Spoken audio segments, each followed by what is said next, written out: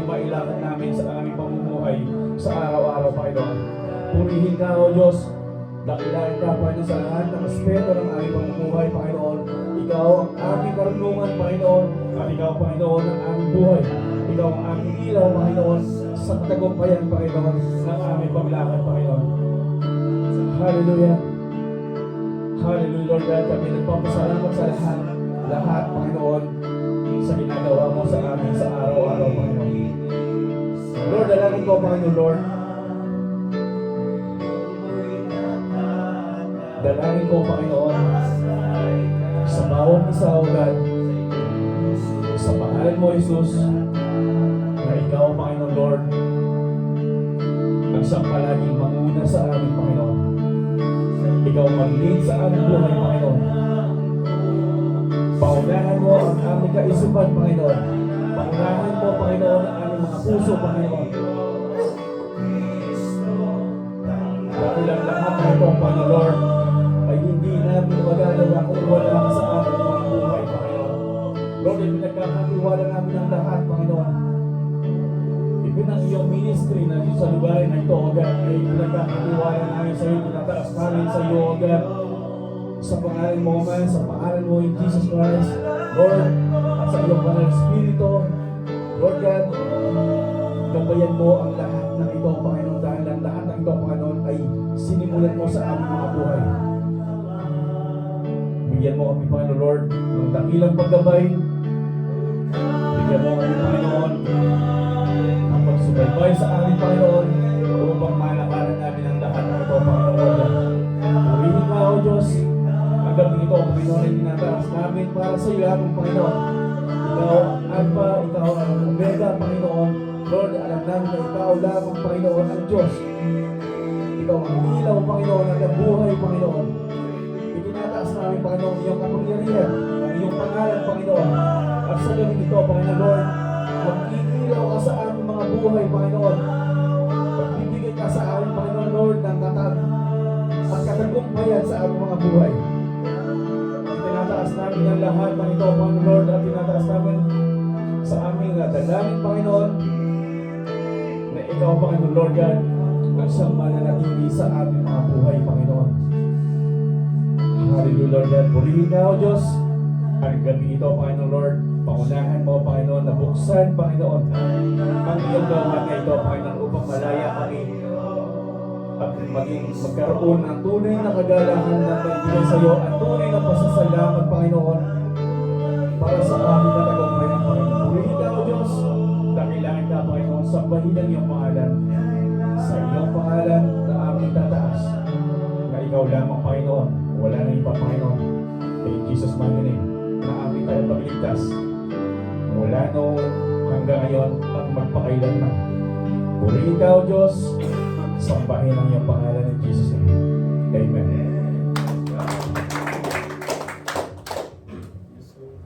Yes, sir.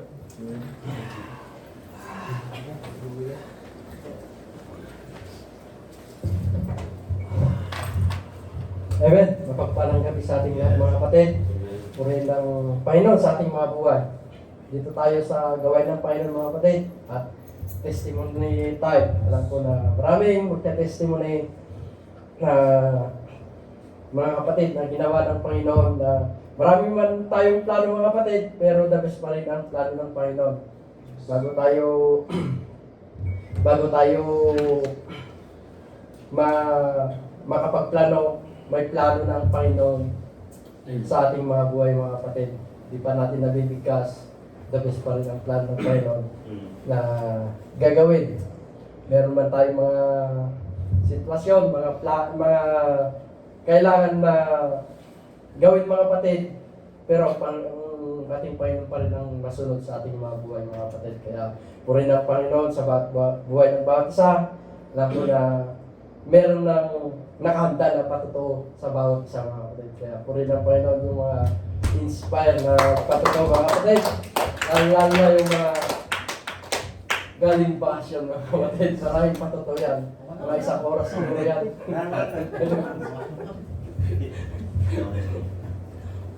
Meron pa isa sa gilid ko eh. Amen. Praise the Lord. Welcome back. um, hmm, para ko ba umpisan ito mga kapatid? Salamat sa Diyos. Purihin ng Panginoon. Hallelujah.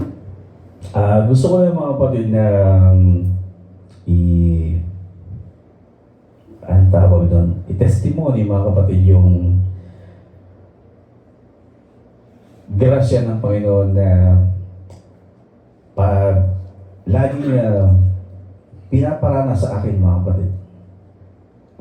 Marami na, kung siguro kung umpisang ko sa una, di tayo matatapos hanggang alas 10. Kaya konti na lang po, shortcut ko na lang. Una sa lahat mga kapatid, nagpapasalamat ako sa Diyos. Alam niyo po mga kapatid, kung wala ang Panginoon sa atin, mahina po tayo. At salamat sa Diyos dahil meron tayong Diyos kaya binibigyan tayo ng katatagan sa buhay. At magkaroon lamang po tayo ng tamang pagkilala at pagtanggap sa Diyos upang makamit natin ang lahat ng iyon. At pangalawa po ay kailangan po na magkaroon tayo ng humble heart. Tinataas ko ang Panginoon mga kapatid dahil alam niyo po sa kabutihan ng Panginoon. Yung last December ay nagkaroon po kami ng isang event sa aming buhay kung saan mga kapatid na namayapa yung aming ama. So 2 weeks po na ICU po ang aming ama. Yung, alam niyo po, yung habang nagtatrabaho ka, ay iniisip mo kung paano ka makasama ng iyong pamilya sa event na yon mga kapatid. At kung paano mo malalampasan yung araw-araw mga kapatid, habang yung pamilya mo ay nakikita mo mga kapatid na mahina. So ang Diyos mga kapatid, sa Kanya ko pinapasalamat ang lahat mga kapatid dahil binibigyan niya ako ng tatag habang nandito ako nag-iisa. At the same time po ay ako din po ay nagko-comfort doon sa mga pamilya ko sa Pilipinas. Kaya yung tatag na yun mga kapatid, hanggang mamatay po yung father namin mga kapatid, ay hindi pa rin ako makauwi.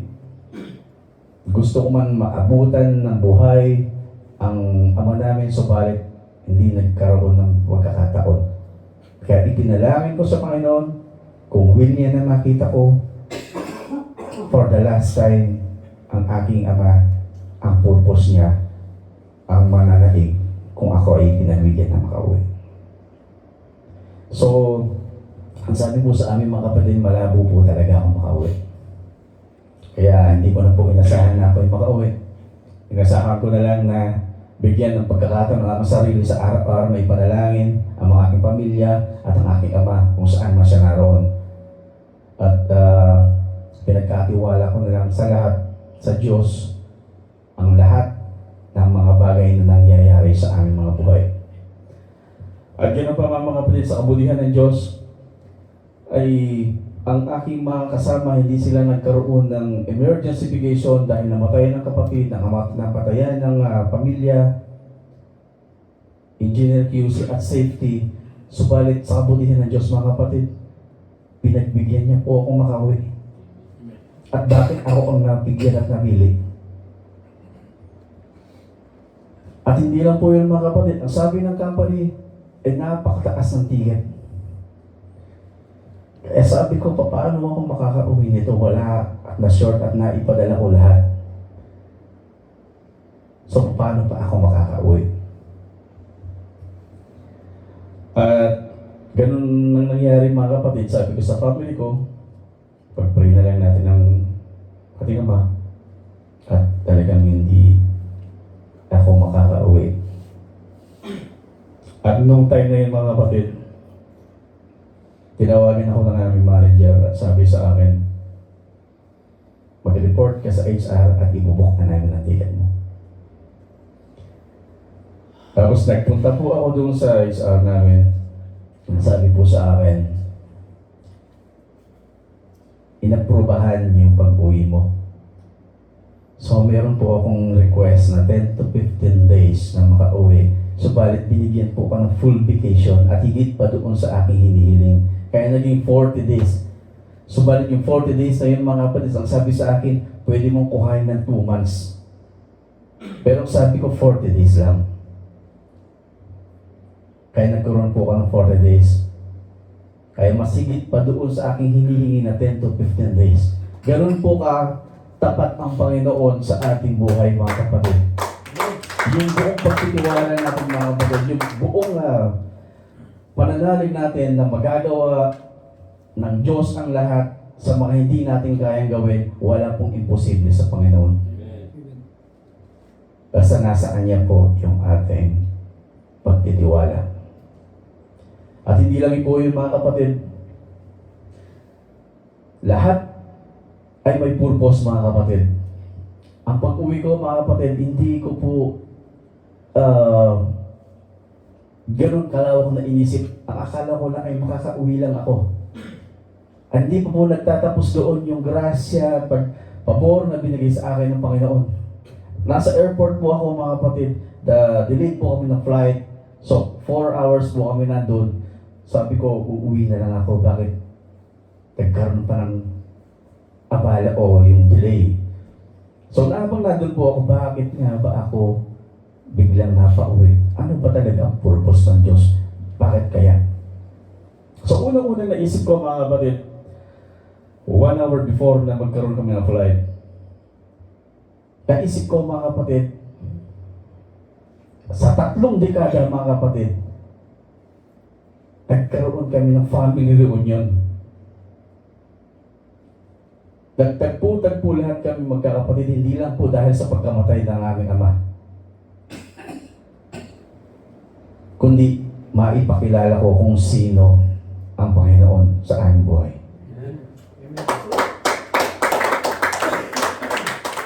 At akala ko, mga kapatid, sabi ko, thank you Lord, hindi ko po inaasahan ito. Salamat sa iyo. So akala ko doon na yun talaga yung meron pa po, mga kapatid. Sabi ko, mabuti ka talaga, Panginoon. Talaga sobra-sobra yung ginawa mong pabor para sa amin. Kaya yung pagtitiwala ko, hindi ako nagkulang na magbigay sa iyo ng pagtitiwala.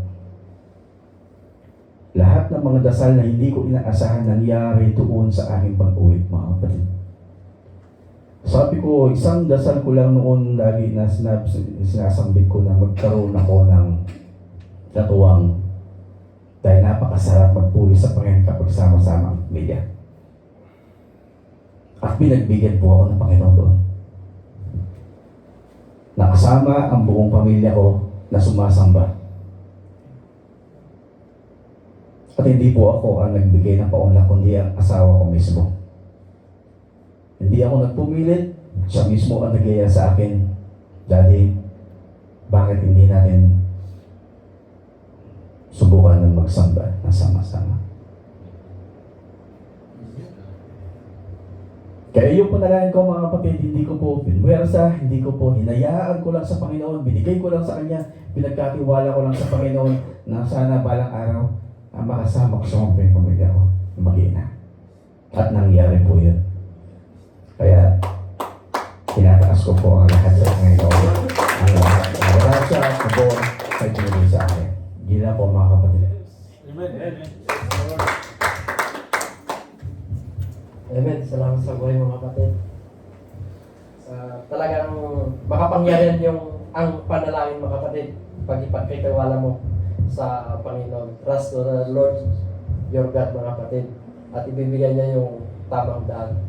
At tamang way kung saan ka dadali ng Panginoon. Dahil ang Panginoon ay siyang nagbibigay ng wisdom at karunungan kung paano tayo lumakad ng diretso sa Kanya. Basta huwag lang tayo titingin sa kaliwa kanan kasi maraming distraction sa ating mga buhay. Kaya dumiretso tayo pagtingin sa Panginoon, mga kapatid. Kaya purihin ang Panginoon sa buhay mo, kapatid. Dahil marami kang plano pero the best pa rin ang plano ng Panginoon sa bawat buhay ng bawat isa. Kaya purihin ng Panginoon sa buhay ng bawat isa. At kung meron pa, ihanda mo lang kapatid at isunod ko lang mga kapatid. Habang inahanda mo ang iyong patuloy. Sa akin mga kapatid, patuto ko, meron din yung sabi ng Kuya Rare, 7 years na hindi kami mga kapatid. Isa lang yung, kami lang yung nasa ibang bansa. At mula nung umalis, mas nauna sa akin, bago ako bumalik sa Gel Company mga kapatid, nauna na yung kapatid ko. Hanggang lumaki na yung mga anak. At doon nga kami nagtagpo-takbo din ng reunion kung paano gumalaw ng Panginoon sa aming mabuhay. Di ko akalain din na kilala ko ang Panginoon mga kapatid. At dati ako talaga na kasama ko yung mga kapatid ko sa Manila na sinasama ako sa pagsamba. Pero ano lang sa akin pa dalo-dalo. Pero dito pala ako dinala ng Panginoon sa Saudi at nung time na yon, mga kapatid, talagang binago ng Panginoon dahil ang buhay ko dahil panay bisyo sa Manila, walang sa akin dati mga kapatid na ganitong gawain. Wala sa isip ko. Pero meron palang ginagawa ng Panginoon sa aking buhay na unti-unting nawawala yung mga bisyo sa aking buhay. Hanggang sa pag-uwi, maraming nagtaka. Pero hindi ko sinabi na ako ang nagbago sa aking buhay.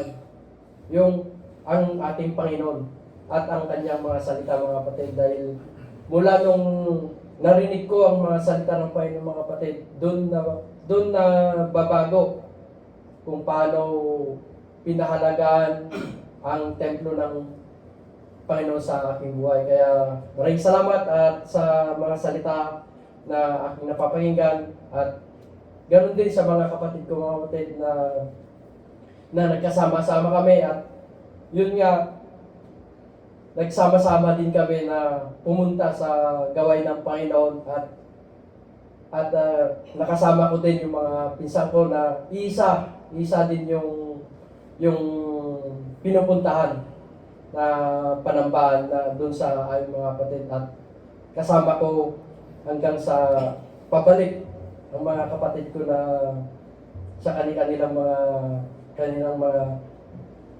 temporary bahay.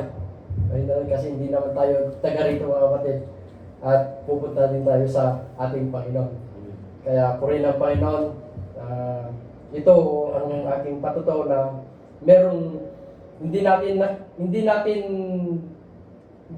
na alam na meron binabago, pero may binabago pala ang Panginoon sa ating mga buhay. Kaya tinataas ko ang Panginoon sa aking buhay mga kapatid. Kaya purihin ang Panginoon.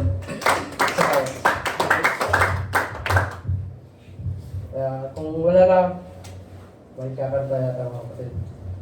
Amen. Welcome! Welcome back mga sir. Amen. Kung mayroong nagpa-welcome back, mayroon ding papunta ng Pilipinas mga kapatid. So I praise God mga kapatid dahil may pabalik dito sa Saudi. So isa din ako sa pabakasyon din mga kapatid sa mga darating na umaabot na mga araw. No? So yung that time na-miss mo ako kasi at that time na nagpapaalam ako kasi kakabakasyon ko lang last June. Tapos nagpaalam na ako mga kapatid. Isang yung manager ko ang ginawa yan. Sabi niya, problema gano'n siya. Problem to. Kasi ang planta namin, pinakamalaking planta sa Petrokemya. Tapos ako lang yung isang admin doon, kapatid. Iba, marami, dalawa sila. Pero alam mo yung pabor ng Lord. Kaya yung pagpapaalam ko mga kapatid, yung isang manager, medyo sabi ko, expected ko struggle pagpapaalam. Kasi kakabakasyon ko lang 6 months pa lang. Tapos mabakasyon naman ulit. Tapos yung pagdating sa manager ko, as a senior manager, na-amaze po ako. Bakit? Kasi diretso lang. Sabi, okay. Sabi niya pag-usapan din na sa manager. Right after, yung pagbalik ko sa office, nandun na yung papel ko, pirmado na. Alam niyo po mga kapatid, ma-amaze ka sa galaw ng Lord, na alam mo yun na nandun yung pabor ng Lord right after na pag paalam mo, pumayag agad, di ka na mag-aantay na ako ilang araw o some point kapatid. Nandun yung pag-approve agad mga kapatid. Amen. And right after that, mga kapatid, this day din, at the same day, amen, yesterday, napaalam ko. Ngayon din, mga kapatid, yung nagkaroon din ako ng communication sa company ko, automatic din, na-release ng ticket. Sabay ticket na sigurado na, mga kapatid, mga bakasyon. So, amazing po. Ganun po gumalaw si Lord, mga kapatid. Alam mo yung na hindi ka mag-isip ng papayag ba siya magbakasyon, yung ticket mo, ano mangyayari. Alam mo yung nandun yung pabor ng Lord palagi, mga kapatid. Kaya nga, I praise God dahil sa pagkilos ng Lord na I'm not really, mga kapatid, na hindi naman ako special, Sa akin, hindi naman din ako, mga kapatid, yung, alam mo yung very important. Pero, pagdating kasi sa Panginoon, mga kapatid, sa mata ng Diyos, importante tayo. Amen? But sa mundo, di ba ako importante, mga kapatid, or mas mahal ako ng Lord kaysa sa iba. I'm sure na lahat tayo pantay-pantay ng pagmamahal ng Lord. So pinag-usapan din ito yung pabor. Yung pabor ng Lord na kung saan na, alam mo kasi yung isang amo ko, ayaw talaga niya kasi walang maiwanan sa opisina, lalo na sa mga documentation, lalo sa amin, malaking planta. So na-amaze ako mga kapatid dahil yung na smooth yung process, smooth yung pagpapaalam, smooth yung ticket. Amazing po mga kapatid. Kaya natanong niya sa akin, yung senior manager ko, sabi niya, kailan nga nagbakasyon? Ako last June. Sabi ko, yari na to. Kasi tinatanong, di pa nag 1 year. O bakasyon ulit. Usually, ang bakasyon, 2 years, mga kapatid. Or mayroong 1 year, kapatid. Pero yung 6 months, parang yun mga kapatid, pabor. Para sa akin, pabor yun mga kapatid. Kaya na-amaze ako sa paggalaw ng Panginoon. Kaya, alam niyo po, pag nasa Panginoon, hindi talaga tayo pabayaan. At I'm sure, kapatid, hindi ka papahiya ng Lord.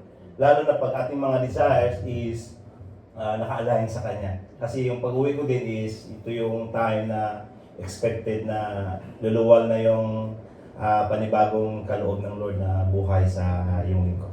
Amen? Are you excited? Amen?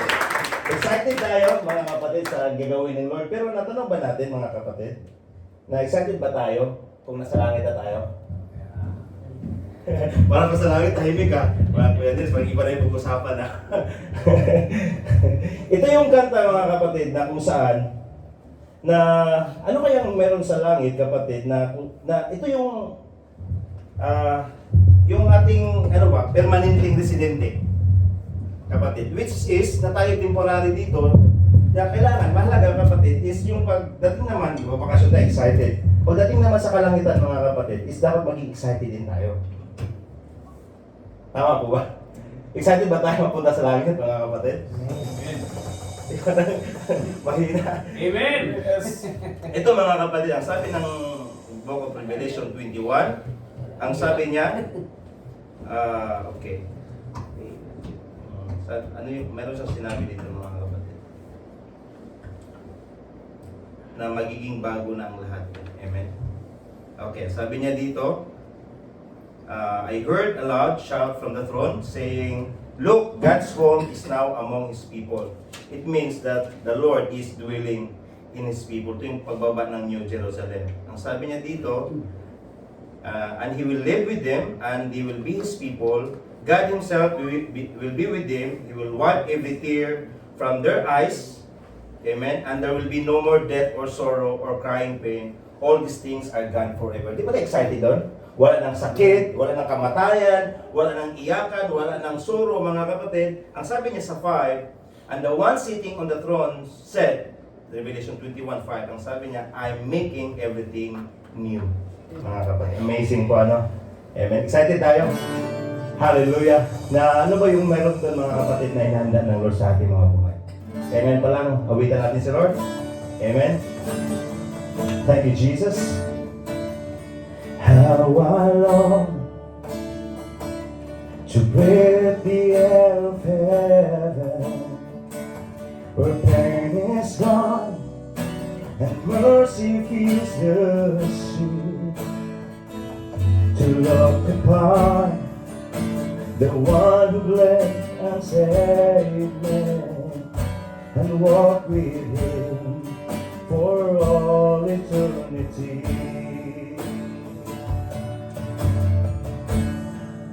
Oh, there will be a day when all bow before him, and there will be a day when death will be no more, standing face to face with he who died and rose again. Holy, holy is the Lord. And every prayer we prayed in desperation, the songs of faith we sang to the Lamb feet. In the end, we will see that it was worth it when he returns to wipe away our tears. Oh, there will be a day when all will bow before him. Oh, there will be a day when death will be no more, standing face to face with he who died and rose again. Holy, holy is the Lord. And on that day we join the resurrection, stand beside the heroes of the faith. With one voice, 1,000 generations, singing worthy is the Lamb who was slain. And on that day, we join the resurrection, stand beside the heroes of the faith. With one voice, 1,000 generations, singing worthy is the Lamb who was slain. Forever he shall reign, and there will be today we shout the hymn of heaven with angels and the saints. We will raise a mighty roar, glory to our God. Oh, give us life beyond the grave. Holy, holy is the Lord. On this feet today, we shout the hymn of heaven with angels and the saints. We will raise a mighty roar, glory to our God, who gave his life beyond the grave. Holy, holy is the Lord. Holy, holy is the Lord. Holy, holy is the Lord. Amen.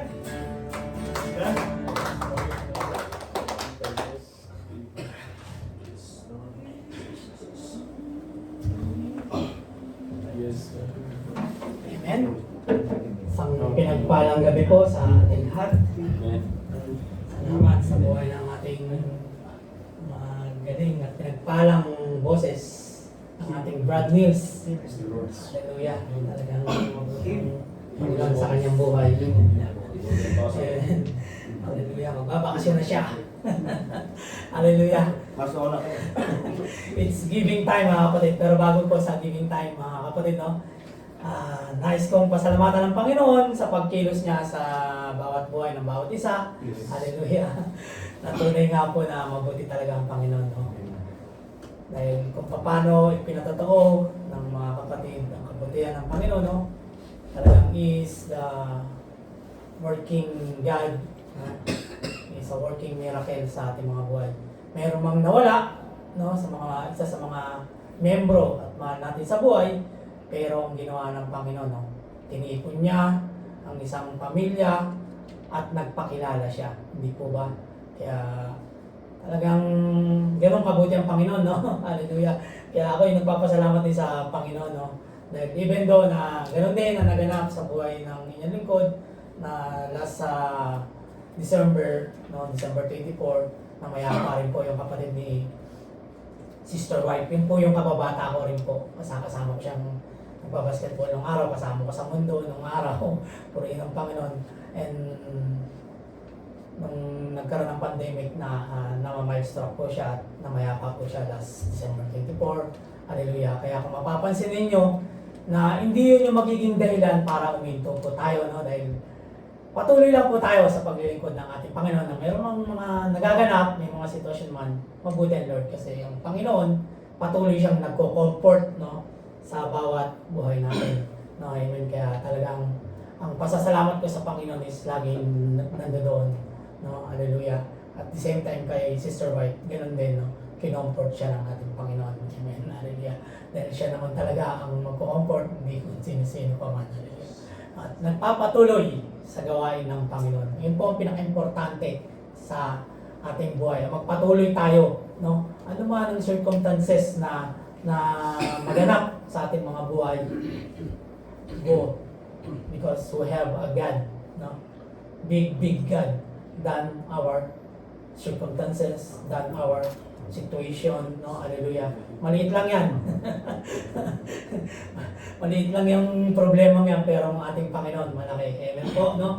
At isa pang ipinagpapasalamat ko, no, mga kapatid, no, gaya ng nabanggit ng kuya, no, papakasyon din po ang inyong lingkod, kaya isang favor din po ang ipagkakaloob ng ating Panginoon. Kaya ako po talagang na-excite na sa bakasyon na yun dahil maraming gagawin ng Panginoon sa buhay ng inyong lingkod. At excited po ako doon sa gagawin ng Panginoon. Amen po. Purihin po ng Panginoon. It's giving time po. Hallelujah. Nandito po tayo sa giving, no, mga kapatid. Pagpasensyahan nyo na, hindi ako nakagawa ng slide. Kagabi ko lang po nabasa yung ano po natin, no? Yung schedule. And at the same time, ang Philippines 3 talaga. Alam mo, laging yung planta po namin, kaya nabanggit na Kuya Dix, malaking planta. At kala mo laging turnaround, purihin ng Panginoon. Ngayon may emergency nga po doon, hallelujah. No, yung boiler po namin is nagloloko. Pero mabuti po ang Panginoon, ha? Dahil nag-reveal siya. Nung ni-reveal niya kung ano yung nais na pagsalusaluhan natin pagdating sa pagbibigay sa ating Panginoon, no? Amen.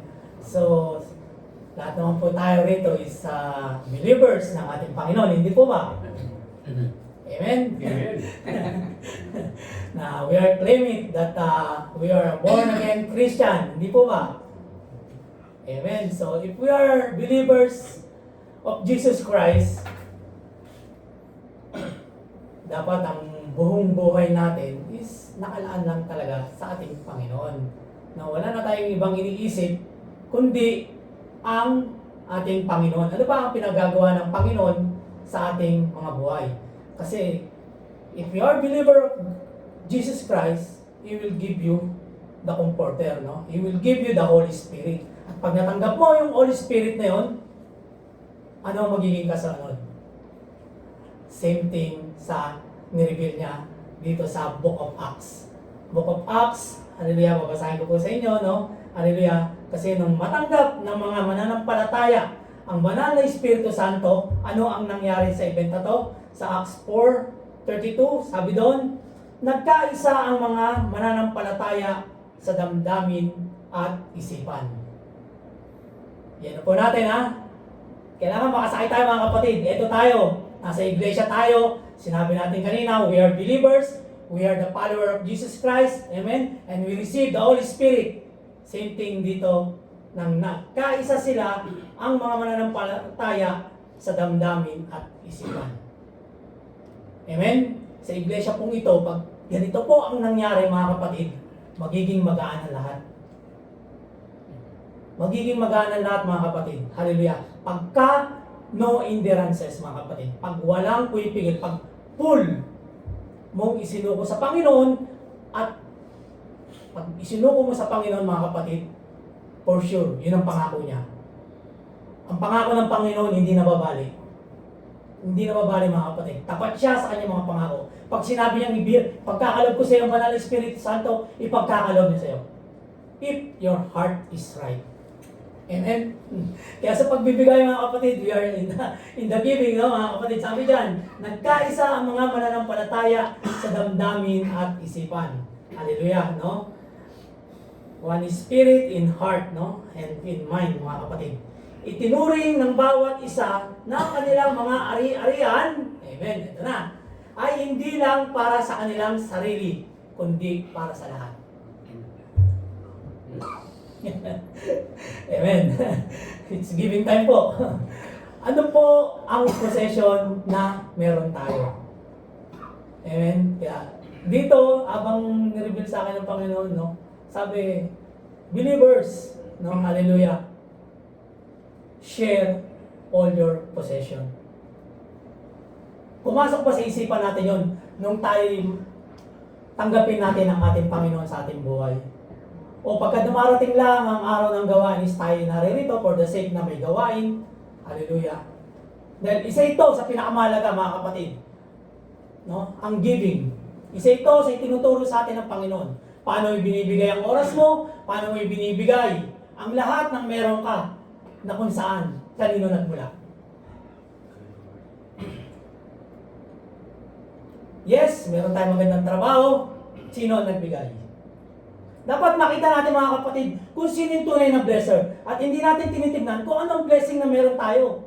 Kung ano ang blessing na meron tayo, doon tayo matututo magpasalamat. Dahil Lord, tunay na napakabuti mo. No, hindi mo ako pinagkulang sa lahat ng aspeto ng aking pamumuhay. No worries. Hallelujah. So pagka no worries, no boundaries. Unlimited. Dahil ang Panginoon, hindi niya nilimitahan ang pagpapala na meron sa iyo. Tayo po kaya. Wala pong ano dito, mga kapatid, ha? Wala pong pilitan sa pagbibigay, mga kapatid. Pero ipinapakita ng Panginoon dito that our God is not limited. Hindi niya nilimitahan ang lahat ng biyaya sa ating mga buhay. Dahil yun ang pangako niya. No? Bibigyan kita, no, ng masaganang buhay. Buhay na ganap at kasiyasiya. Amen? At kung nararanasan mo itong buhay na ganap at kasiyasiya, hindi mahirap magbigay, mga kapatid. Hallelujah. It's not about the financial what you have. It's not the time that you have. Na pagka narinig mo ang pangalang Jesus, na pagka narinig mo sa gawain ng salitang giving, hallelujah, dapat nag-uumapaw ang puso natin. Dahil ito na yung pagkakataon, mga kapatid. Gaya ng event na to sa Acts.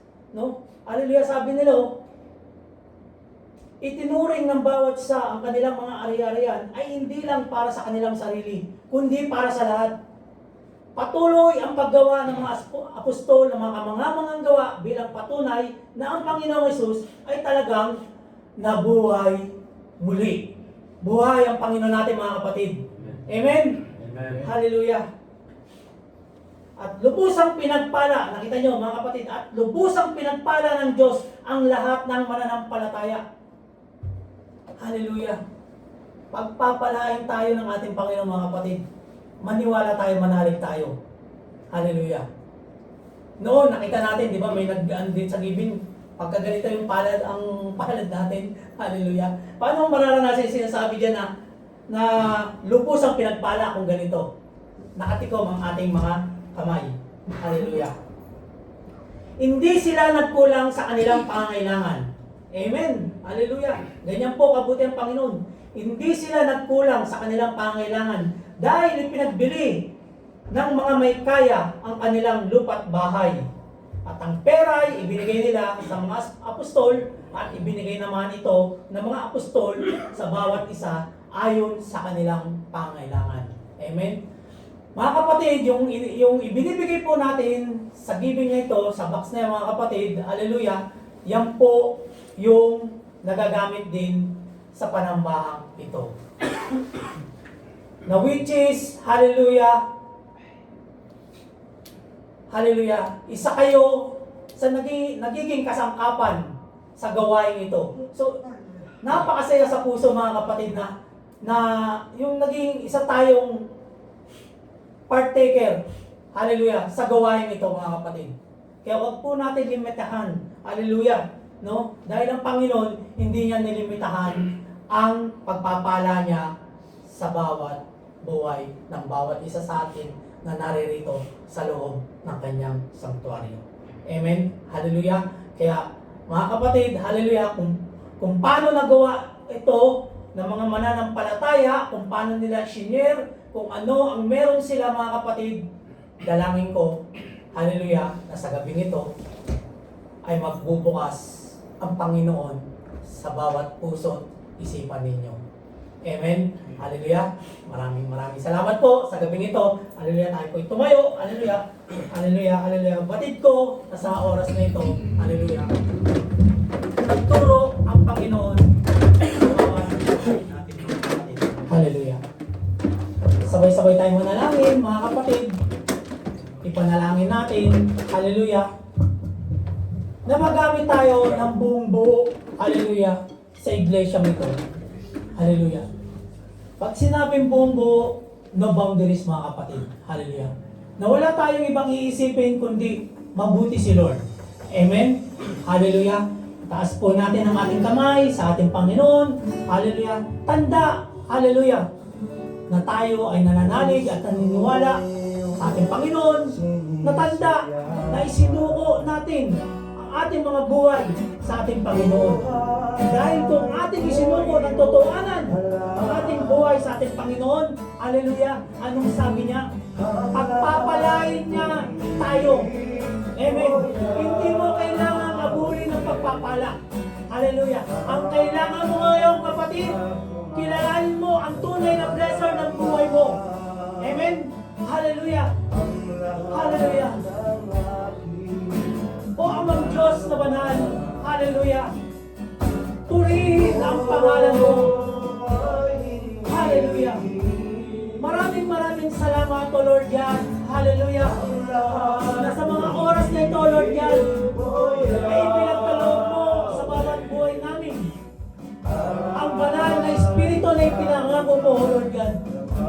Kaya sa mga oras na ito, O Lord God, ang iglesia mong ito, O Lord God, hallelujah, ay sama-sama, O Lord God, hallelujah.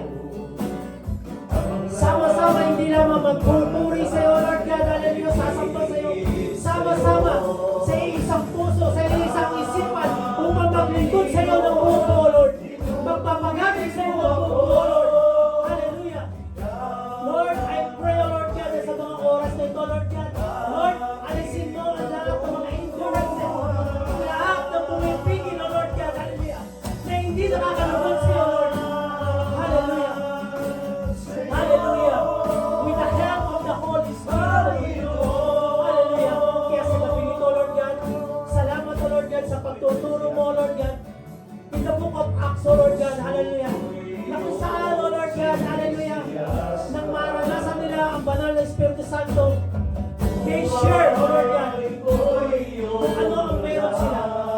Lord, gawin mo rin ito sa bawat buhay namin na naririto ngayon, O Lord God, sa loob ng apat na sulok ng santuario mo, O Lord God. Hallelujah. Lead us, O Lord, hallelujah. Touch our heart. Open our mind, O Lord. That all we have, O Lord God, ang lahat ng meron kami ay naggaling sa iyo, O Lord God. Kaya sa gabi ito, O Lord, lahat, O Lord God,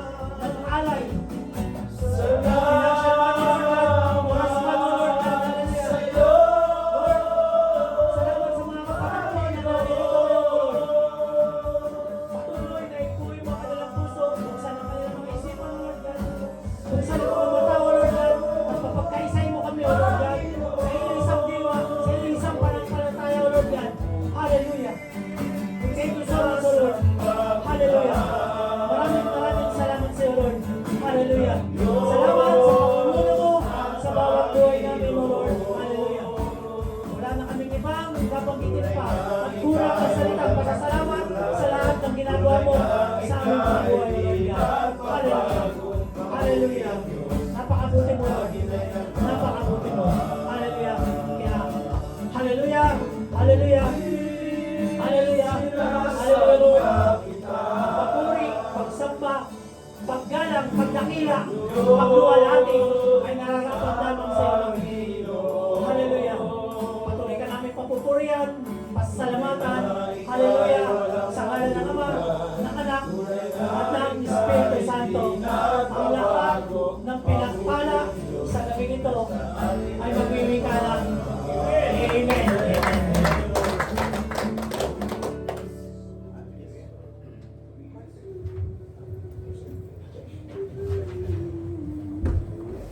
Hallelujah.